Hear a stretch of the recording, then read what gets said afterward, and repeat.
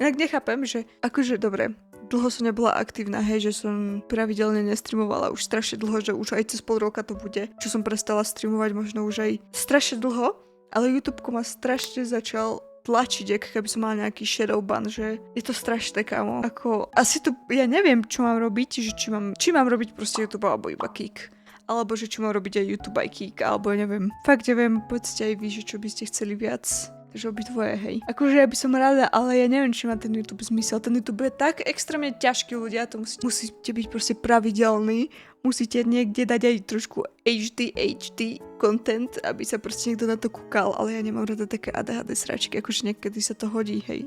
Keď hráš Fortnite, nech je sranda, ale väčšinou nie. A ak chceš kikovať, tak aspoň shorty na YouTube na promo. No hej, ale shorty si nemôžem dávať na hlavný kanál, hej. Ale lebo YouTube spraví čo?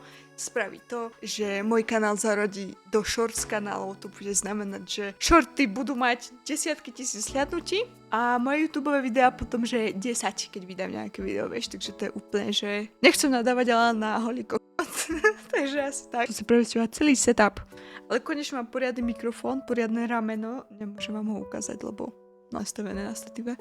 Ale akože, keď bude štúdio spravené, ja vám taký tour spravím chat, že uvidíte. A aj live kľudne. Proste preto mám tento kanál čisto na shorty. Áno, ale starať sa o ďalší kanál zas, kamo, to je extrém. A vieš, čo je najhoršie, že mňa baví YouTube, mňa baví streamovať aj všetko, ale proste ja mám prácu, hej. Ja pracujem na živnosť a editujem videá. A ten problém je ten, že proste ja keď editujem za deň 2 videá, ktoré sú náročné. Editujem ich 4K, renderujem ich 4K, jedno video mi zaberie 4-5 hodín a keďže 2 spravím za deň alebo 3, čo som extrémne unavená, extrémne vyšťavená, tak si neviem predstaviť, že by som ešte nejaké svoje video mala strihať alebo natáčať akože po tom čase, lebo je iné, keď to máš ako hobby.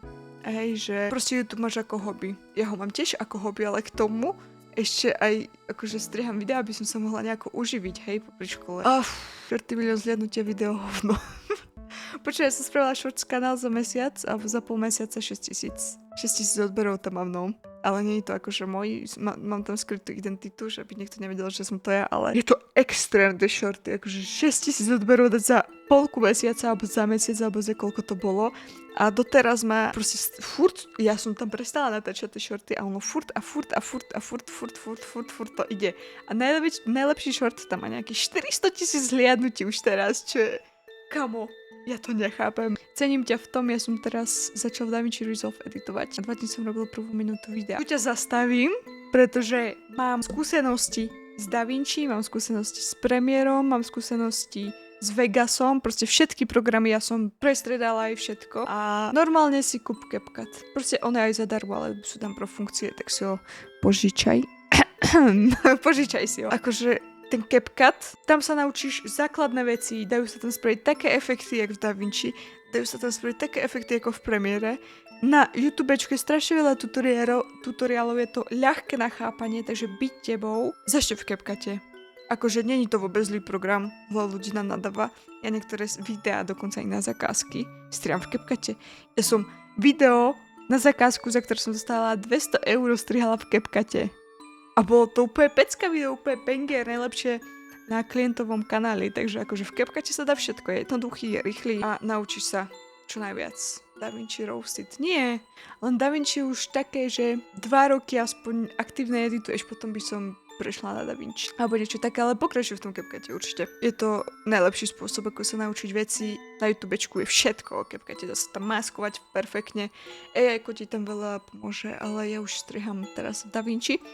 Ale všimla som si takú vec, že keď nemáš kúpené DaVinci, tak obmedzuje bitrate, to znamená, že musím sa kúpiť za tých 300 alebo $200, či koľko stojí. Pretože je to strašné, bohužiaľ, no. A prepáčte za taký talk, jak chcete, môžeme ísť hrať, ale ja sa s vami rada porozprávam po takej dlhej dobe. Ja mám strih videa vyštudovaný v škole, ja viem úplne iné veci, parametre, všetko, 500 miliónov tam toho je.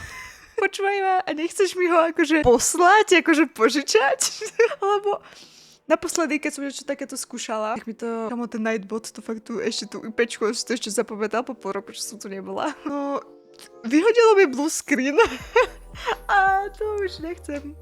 lebo akože ja som normálne magnet na vírusy, akože niekedy sa mi podarilo bez vírusov, niekedy nie, viete, je to také, že 50/50. Ale tak, teraz budem snať aktívna, snať určite. Chcem byť aktívna, asi spravím aj prestrih z tohto do videa. Že diváci, určite chcem byť aktívna, len ja neviem ani koľko videí mám natáčať, alebo či vás baví gaming, alebo či vás bavia vlogy, ale zároveň keď začnem natáčať vlogy, tak mi povedz, čo mám dať do toho vlogu. Ja mám taký pocit, že mám taký nudný život, vieš, všetci influenceri. Ráno som bol cvičiť, mal som raňajky, ty kokos, že 10 potravín som v tom mal. Ty vole, oni si robia také raňajky, že normálne 10 ingrediencií si tam dajú po 10 gramov. A kamo, a s tým ostatkom čo spravím? To mám vyhodiť, alebo čo? To proste to nezješ, kamo.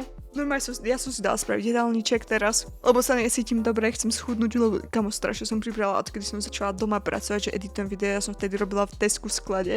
Proste tam som, vieš, denne mala 20 000 krokov. A teraz ako som začala doma editovať videa a sedím na rytím, akože je to psychicky náročné celkom. Tak.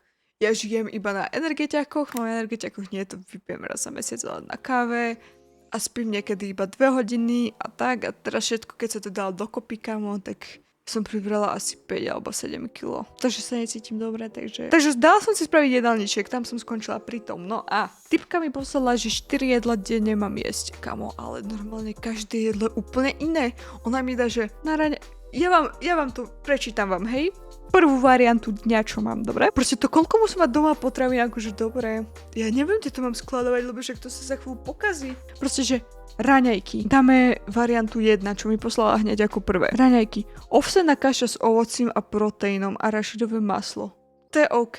Ovocie akože banány, jablko si tam dám, hej, pohodička. Druhé jedlo, kurácie soté s ryžou a zeleninou. OK. A ešte tam je, že mandle, akože neviem, mandle, či si budem dať na kurácie mäso, ale tak asi to bude dobre chutiť. Potom je zapečené zemiaky so zeleninou a vajíčkom a tuniakom. Mne sa fakt nechce variť 2 jedlá denne, kámo. Že budem kurácie soté s rýžou a potom zapečené zemiaky so zeleninou a potom tie zemiaky budú v chladničke. Lebo chápete, ja tu mám proste presne, že mám tu napísať 200 gramov zemiakov, 2 vajíčka, 130 gramov tu nejakú, hej. Proste, aby som schudla. Proste musím mať deficit. Ale mne sa nechce variť 2 jedlá denne. Fakt, ako. A krabičkové. Niekto povie, že dajte si to akože na krabičku, si to do chladničky, hej. Kamo, keď je v chladničke kurácie mäso napríklad 2 dní, ja ho už nezjem. Mne fakt mi už potom nechutí to kurácie mäso, keď tam je viac ako 2 dní. Alebo že bravčové mäso, hoci čo to zjem, keď tam je 2 dní. Ale kurácie, ono má úplne taký hnusný aftertaste, úplne jak, no proste fuj, nemám to rada. Podľa doma vyvarať to toľko času nemá nikto, no tomu ver. A ja som jej napísala, že ja to mám tak, že mám 10. škole, že neraňajkujem, lebo mi je zle, keď ráno raňajkujem, že pijem proste liter vody si dám ráno, preto než idem do školy. Hej, a nie som unavená nič potom. Dám si liter vody, potom si dám 10. škole, potom potrebujem obed a večeru.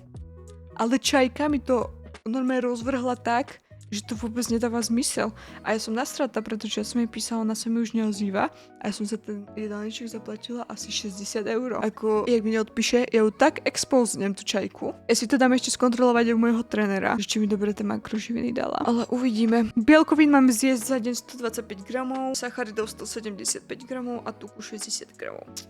Scam. No, není to scam, lebo ja už sledujem dlho, ja už sledujem 5 rokov tú typku. Vieš, ona má akože dobre celkom recenziu, akože boli tam aj horšie, ale očividne ja som chytla to horšie, ale extra. Ale mám tu ten volant, chcela by som vám ho ukázať. Ale proste mám tu volant, mám tu pedále, takže si určite niečo, že tak mám nové rameno. Tak, toto bol môj story time o mojom živote, čo sa mi dialo, kým som tu nebola. Jejko Drifter to uver, aj Luli Drifter som dala počúvať. Luli dal jednu mapu za 3 minúty a 20 sekúnd, aby sme to drtili celú noc a ja som dala taký čas, že 2:46. Už nikdy som to neprekonala, ale ja nechápem, ako som ten čas dala, ja vám to potom ukážeme to na snežnej mape, kde šmykalo ako prasa, ja som to normálne zvládala, ja som to nečakala, normálne som to nečakala. Takže tak, a teším sa, keď inak pôjdem preč do školy, lebo také storytime budem dávať o škole. Inak dúfam, že ten mikrofón fakt dobre znie, lebo bol drahý, je to šur.